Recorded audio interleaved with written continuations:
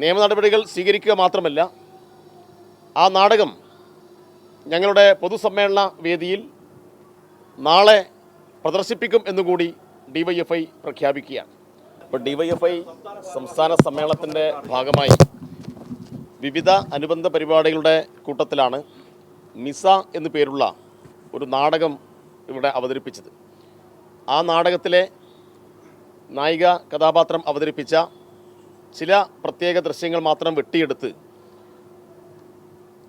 പ്രത്യേക ലക്ഷ്യത്തോടുകൂടി അത് എഡിറ്റ് ചെയ്ത് സോഷ്യൽ മീഡിയയിൽ ഡിവൈഎഫ്ഐക്കെതിരായിട്ടുള്ള ഒരു അപവാദ പ്രചരണമായി മാറ്റിയിരിക്കുകയാണ്.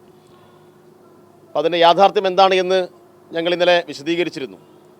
മിസ എന്ന് പറയുന്ന നാടകം രാജ്യത്ത് 77-ൽ പ്രഖ്യാപിച്ച അടിയന്തരാവസ്ഥ കാലത്ത് അതിക്രൂരമായ പീഡനം ഏറ്റുവാങ്ങി മരണപ്പെട്ടുപോയ വിഖ്യാത നടി,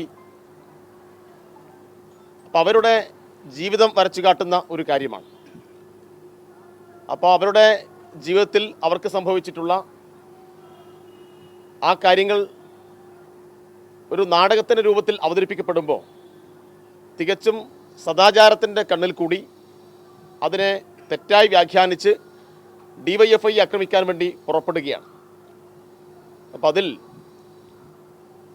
കൃത്യമായ നിയമ നടപടികൾ സ്വീകരിക്കും എന്നാണ് ആദ്യമേ പറയാനുള്ളത്.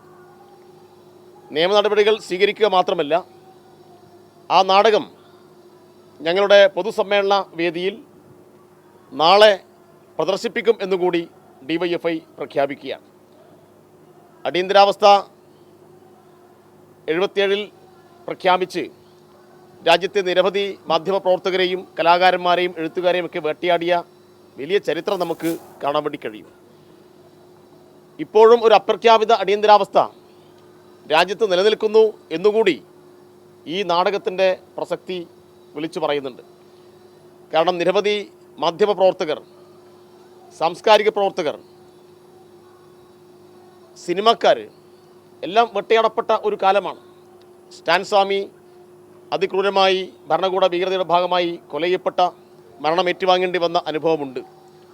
ഗൗരി ലങ്കേഷിനെ പോലെയുള്ള മാധ്യമപ്രവർത്തകർക്ക് വെടിയേറ്റ് മരിക്കേണ്ടി വന്ന അനുഭവമുണ്ട്. ഗോവിന്ദ ബൻസാരിയും കലബുർഗിയൊക്കെ വെടിയേറ്റ് മരിച്ച ഇന്ത്യയാണ്. അപ്പോൾ വർത്തമാന ഇന്ത്യയുടെ അനുഭവങ്ങൾ കൂടി വിവരിക്കുന്ന, അതിലേക്കൂടി രാഷ്ട്രീയ ഉള്ളടക്കത്തോട് പ്രവേശിക്കുന്ന ഒരു നാടകത്തെ തികച്ചും അങ്ങേയറ്റം ഹീനമായ നിലയിൽ വ്യാഖ്യാനിച്ച് ഡിവൈഎഫ്ഐക്ക് നേരെ നടത്തിക്കൊണ്ടിരിക്കുന്ന പ്രചരണം തള്ളിക്കളയണം എന്നുകൂടി ഞങ്ങൾ ആവശ്യപ്പെടുകയാണ്.